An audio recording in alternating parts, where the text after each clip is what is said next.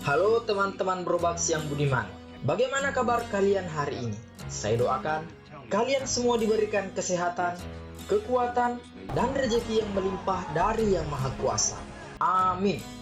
Sebelum kita lanjut ke alur cerita film, terlebih dahulu saya memohon kepada penonton setia Brobox yang budiman untuk selalu mensupport channel ini dengan cara menekan tombol like dan subscribe-nya. Oke, jika sudah, kita lanjut bro.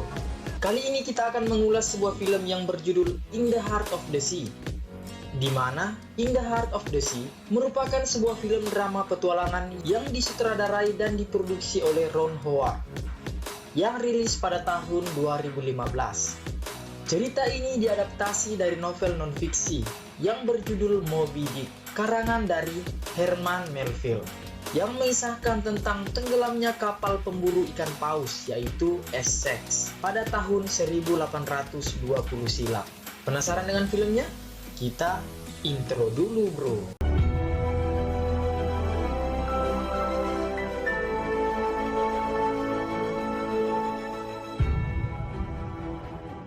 Film ini mengambil latar laut sebagai objek utamanya. Di sini, kita diperlihatkan bagaimana kedalaman samudra yang begitu penuh dengan misteri.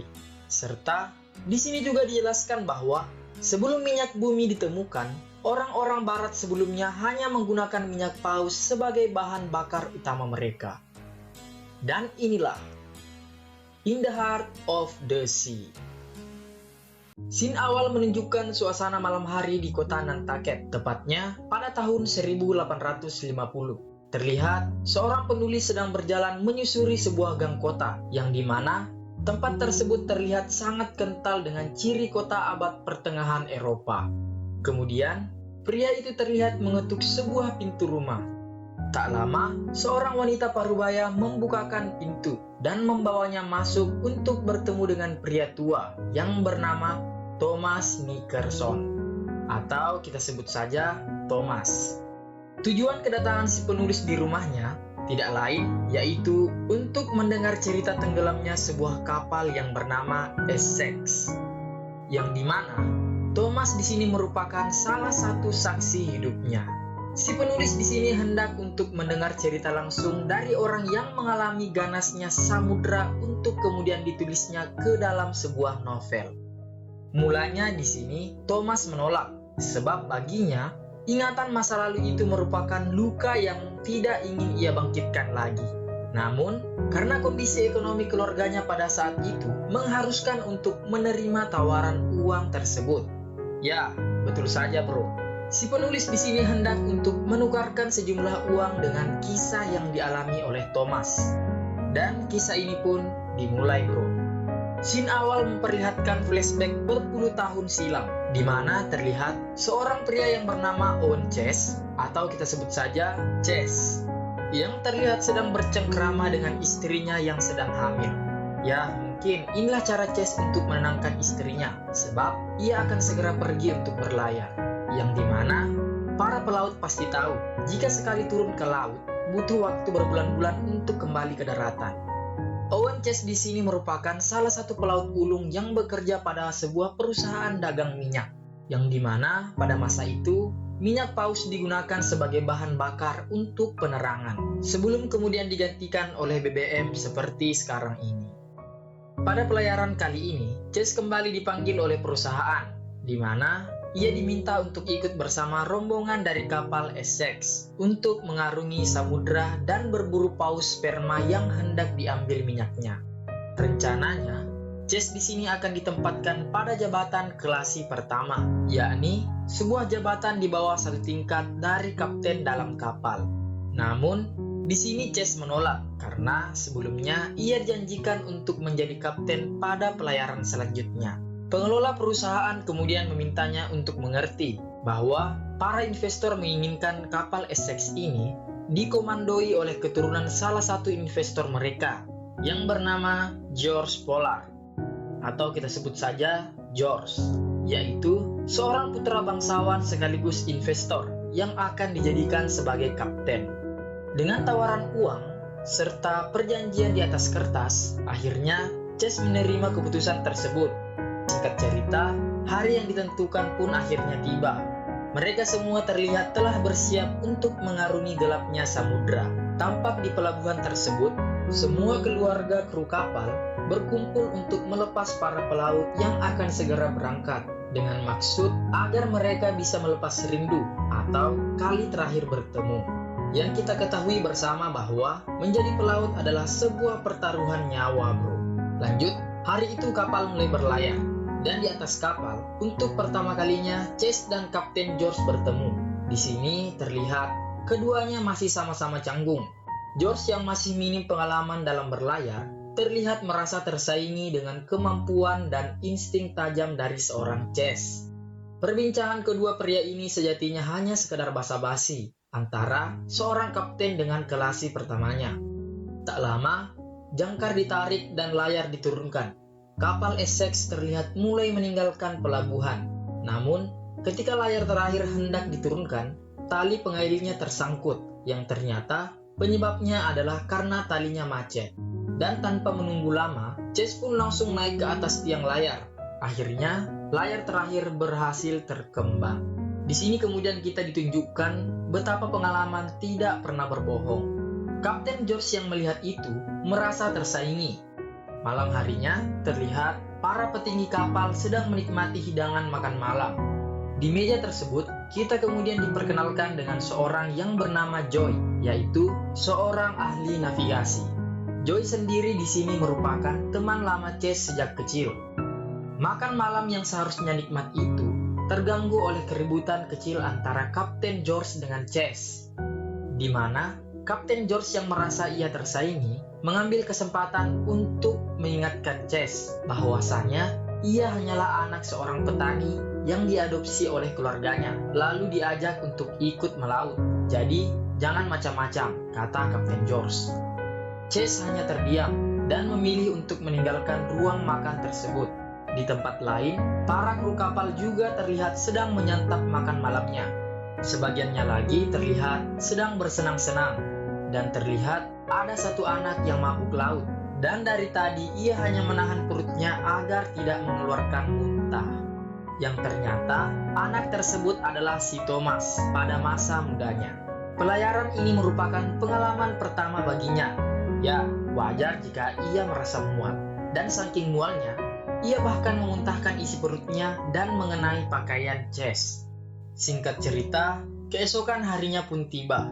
Terlihat Chase dan kru kapal lainnya sibuk menggulung layar, sebab berdasarkan prediksi Chase, badai besar akan segera datang. Dan jika layar tetap terbuka, kemungkinan besar itu bisa membuat kapal terbalik. Tak lama, Kapten George keluar dari kabinnya, dan ia melihat semua kru kapal sepertinya jauh lebih patuh kepada Chase ketimbang dirinya, yang merupakan seorang kapten dari kapal tersebut. Ia yang tak mau tersaingi pun akhirnya menginstruksikan agar layar kapal kembali dikembangkan.